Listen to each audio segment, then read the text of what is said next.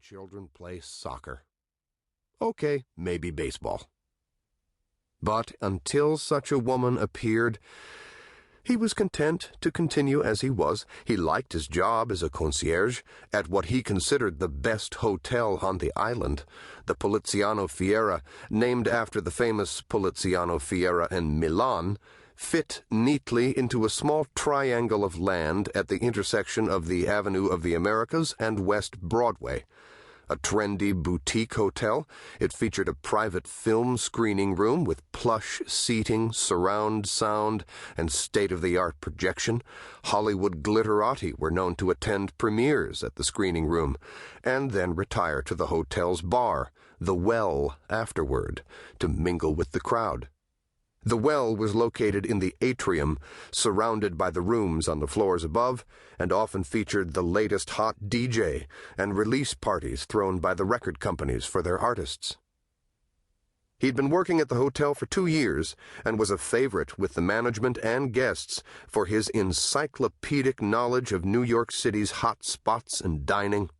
Especially well-versed on where to go in Tribeca, he explained to visitors that the name was a condensation of Triangle Below Canal, and that it referred to the pie-shaped neighborhood running from Canal Street south to Park Place and from the Hudson River east to Broadway. It had once been an industrial area dominated by warehouses, but over the past 20 years had undergone reconstructive surgery, yielding expensive loft apartments, trendy bars and restaurants, and hip, intimate hotels like the Poliziano Fiera.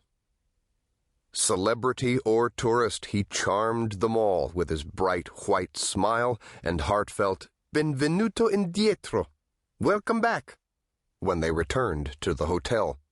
He enjoyed talking to people and helping them with their problems. However, he thought with another sigh, there's no one to talk to now. Only the torture of listening to women's voices tinkling like crystal from the well. If only.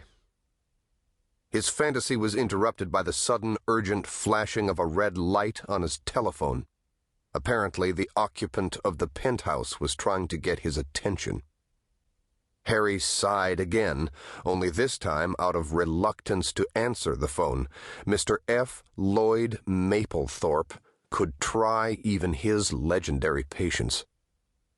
Mapplethorpe was a famous Broadway producer of musical theater who'd lived in the penthouse for several years and threw the best parties in the hotel.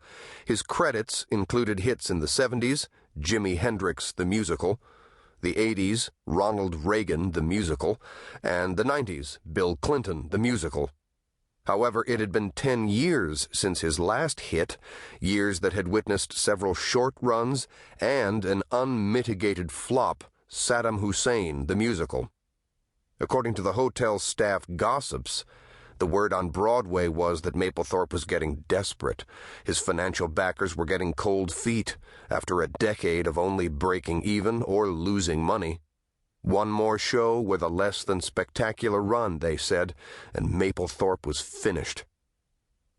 Gineski uncharacteristically thought that such an end to F. Lloyd Mapplethorpe's career, and presumably his stay in the Poliziano Fiera, was fitting. In the fantasy world of the theater, made up of largely self-important and self-absorbed people, Mapplethorpe considered himself the most important, and treated everyone else like garbage, unless they had something he wanted. Or they were willing to prostrate themselves and fawn all over him, at which point they would be tolerated until he grew tired of them. Mapplethorpe was a skinny, odd-looking man in his mid-60s, and looked every day of it, with a thin, pallid face and waxy skin. His protruding eyes were a washed-out hazel color that he unfortunately emphasized with blue eyeliner. Someone in his entourage had talked him into also using rouge and dyeing his thinning hair a shade of burnt orange. His eccentricities were legendary in the theater crowd, from his insistence that he personally select each and every actor or actress for his shows and then changing them on a whim in the middle of a production, to stomping on stage during rehearsals to show an actor how it's